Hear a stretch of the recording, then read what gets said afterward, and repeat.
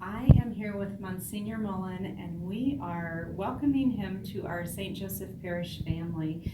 Welcome, and we are so happy that you are here. So I have a few questions that I want to ask you so that our parish can get to know you. Monsignor, my first question for you is, when were you ordained a priest? I was ordained on May 26th of 1962, and it was an auspicious year because the Vatican Council II started in October of that year. So the last few years of our seminary preparation were in Latin, some of the classes, and we learned to offer Mass in nomine Patris et Filii et Spiritus Sancti, Amen. And then during the council, we gradually moved from the Latin liturgy for a few years.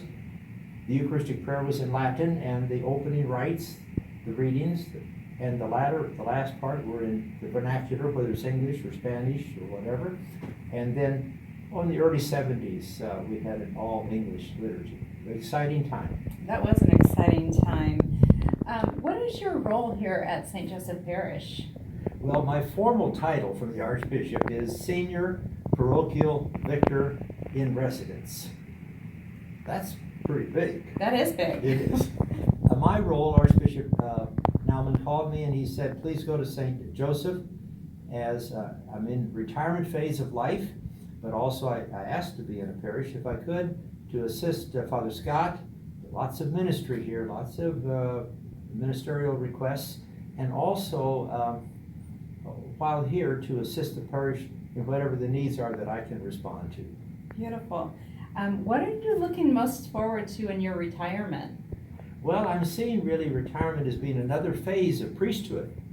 Early in the 90s, he's now St. John Paul II, described from the very first time a seminarian applies, before he's even in the seminary.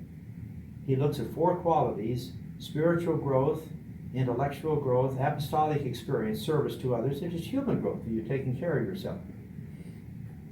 The seminary builds all four of those. Early years of the priesthood builds on that, and then your priesthood, maybe when you're 30s, 40s, 50s, middle years, if you will, those still basic principles help you to have a good foundation. I'm looking to continue those at my phase of life. Wonderful.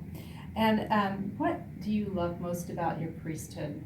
Well, I point to, and if you will, prayer and the celebration of Mass.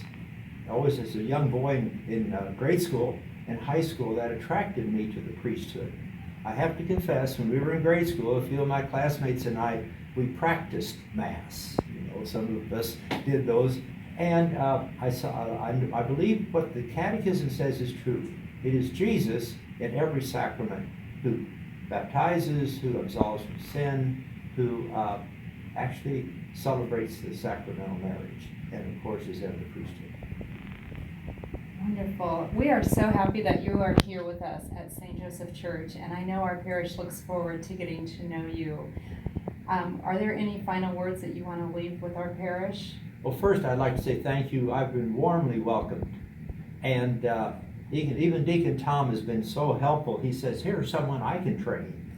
But he's been careful, and many say this is the way we do things, which is a beautiful tradition. My words of encouragement would be, let's together deepen even more our devotion to our Lord in the Blessed Sacrament, the use of the chapel. Secondly, our devotion to Mary as the Mother of the Church, which Pope Francis recently said is a good title. So we look to Mary as the exemplar of how to live as a follower of Christ. And then thirdly, my middle name is Joseph. So I'm really looking forward to the opportunity to grow in my own devotion to St. Joseph and praying to his intercession more and more for the success of our ministry. Wonderful.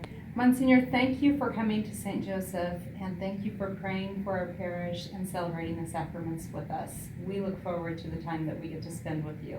Thank you. Thank you very much.